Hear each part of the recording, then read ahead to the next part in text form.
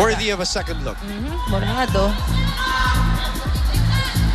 Currently with 5 points in this. You know, Morado has some shoes to fill in Jem Ferrer, but she is showing at least very steady nerves here. And that's what's important, especially on your first year. This is a great attack by Kasugod. Very well timed. Lazaro doing incredible in recovering that ball, but just couldn't make anything out of that. As Simboria now 14, serving 12.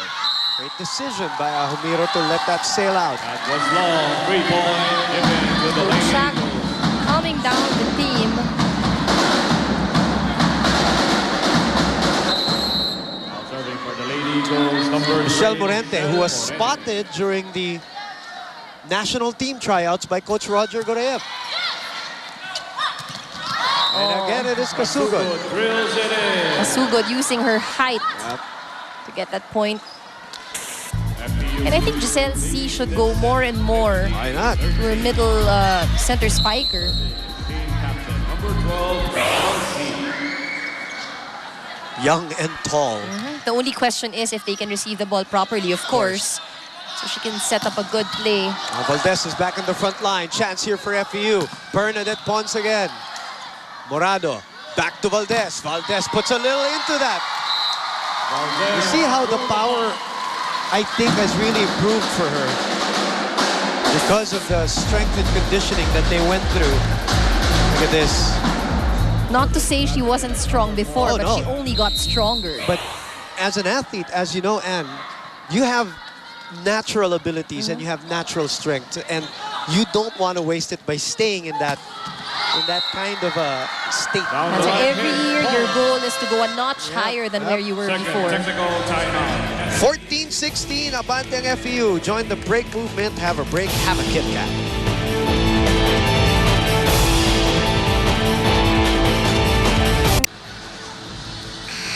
Abante po ng dalawa ang FEU dito po sa set number 2. Abante ng isang set ang Ateneo 1-0. Rexona women do more player. The do more player of the game brought to you by Rexona.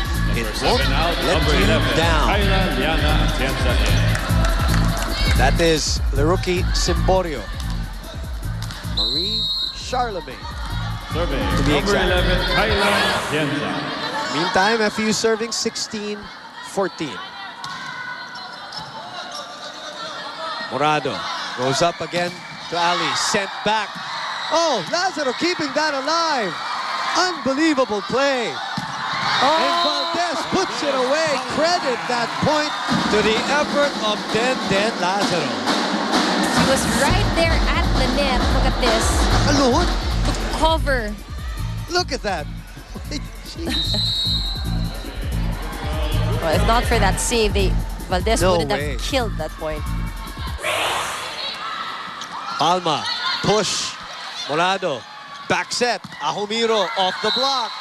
Little momentum for Ateneo, and we are tied at 16. Ateneo gets And the check. this is where, you know, effort plays like what Denden did and what Agno did earlier. It changes a momentum talaga. No? It's not only the spike, it's not only a serve, it's an effort play like that. Agno. Looking And strong. she misreceived that one. See a backliner. Held ball, hold on C.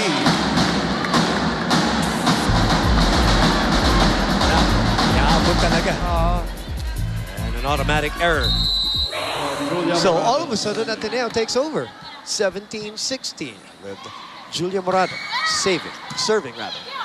Another misreception. This time saved by Palma. Although Coach Tai of Ateneo is looking for a setting error, ungiven. Yan naman yung abilidad ng Giselle C. Ano? Isang kamay na lang. Kayang abutin. But of course, it comes with experience. But we saw C earlier telling her teammates to receive properly. Pons serving. Fake play, sent back, read very well by Palma and Simborio. A little swagger in the net. Betadine, block of the set. Betadine, 7.5% feminine wash for Red Days. it's better to be protected. 18 to 17. Still They're serving protecting the net number 2, there. Bernadette Pons. As Mary Palma. Morado.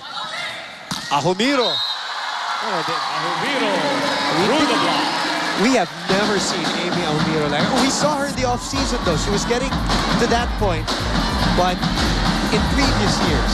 But you know, what I like about seeing her now, she's more comfortable. Her movements are not Yes. awkward. She's not as stiff as she used to be.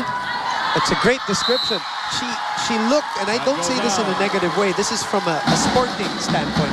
She looked robotic in the past. Everything was mechanical, but Very. now you see that she's comfortably moving when she takes on her approach. Serving team captain Eliza Valdez. And she also contributes a lot of points.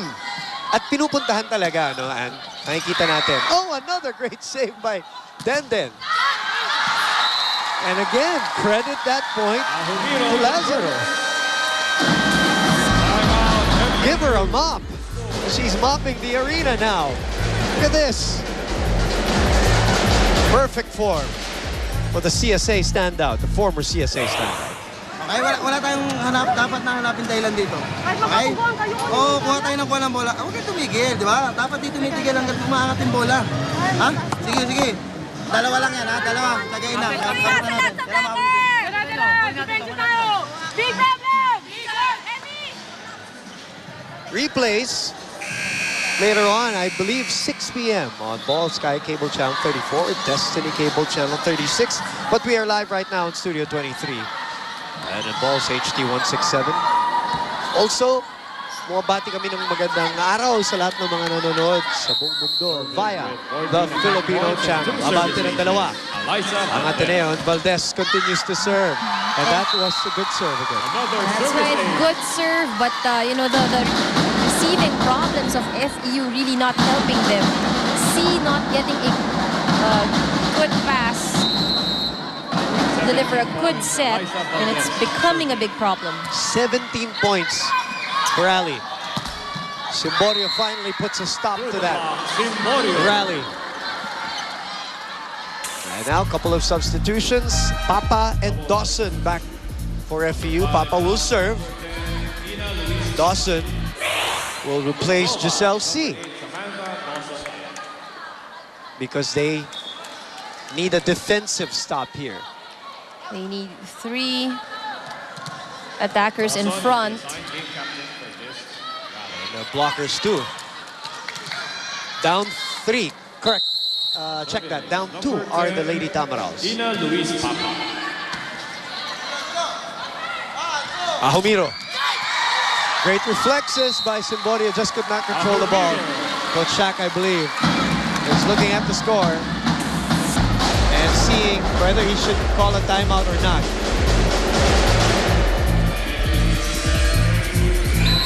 You know, Ahumiro's a story of when given a chance, when given proper training and conditioning, you see, you know, he can play the game. And right now, Morado has been going a lot Yes. to Ahumiro and scoring that until I jinxed her. No, but really, in this game, a lot of the sets really being given to you see that there's actually confidence. Yep. Now serving for the Lady Tamaraws, number 9, Mary Remy. The variety of attacks, of sets for Morado has been Number 7, good for Ateneo here. Even if we say that Valdez has 17 points. Meanwhile, of course, for FEU, May confusion dito sa substitution yata, but they serve nevertheless. They fake it. good block. Underhand. Morente, that's a net block. Morente has not been able to get a clean hit here in this game so far. Could also be because of the threat in front of her. Kasugod is a very tall blocker. Maybe intimidating. With 5 points in this match, number 9, Mary Remy Palma. Okay. Palma serving. Just received, Lazaro. Ahumiro will try to save this one. Great save there by Pons. Great reaction.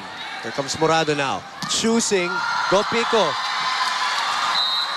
A quick attack, Gopico. Again, the variety. Yan. Teka, may rinireklamo dito si Coach Sam. substitutions, I I think. think so, yeah. So he's saying that they've only had 4 so far, but our official's saying that he already has 5. 5. And explain that rule, Anne, for people who are... Well, I We guess, don't know. I'm not sure if there's any other sport actually that has unlimited substitutions. Yes. But for volleyball, of course, there is a maximum number of times when you can do substitutions. And we've seen Coach Shaq actually for this set. He's done a couple of shuffling on the floor. And I think the reason why he's arguing is because he wants to put back C. Oh, double contact on Morado. So this now becomes interesting. 23 all. And this is where we want to see how Ateneo is communicating in situations like these. Pwede tayo para magandang coach. One more na, one more point na.ครับฟุตบอลนะเล่นไปนู่นนะนัดสอง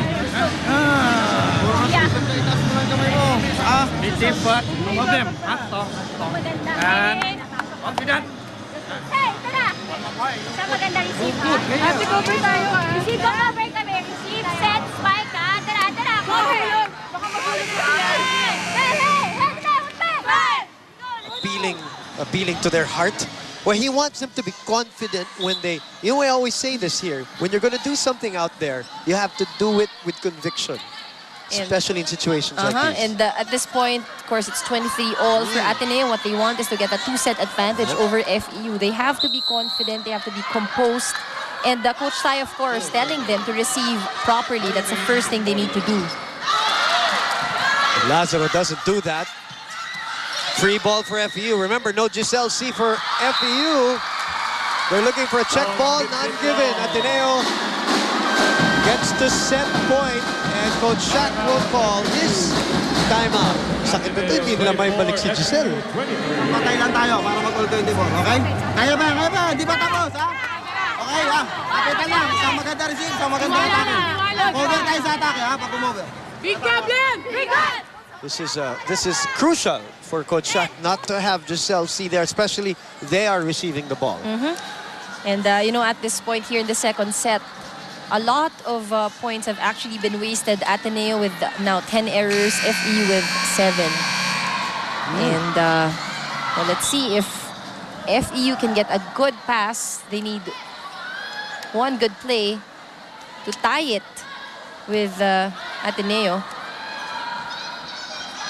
It is Michelle Morente serving Number 3, Michelle for Moreno. Ateneo.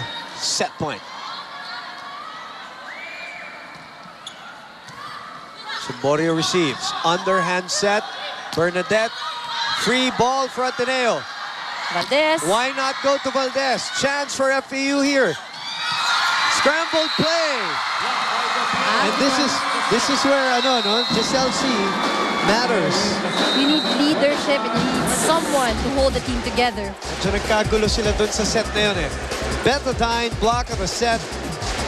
Betadine 7.5% feminine wash for Red Days. It's better to be protected. I think that was Gopico who had the hand on the ball to give Ateneo a 2-0 lead here in game number 2.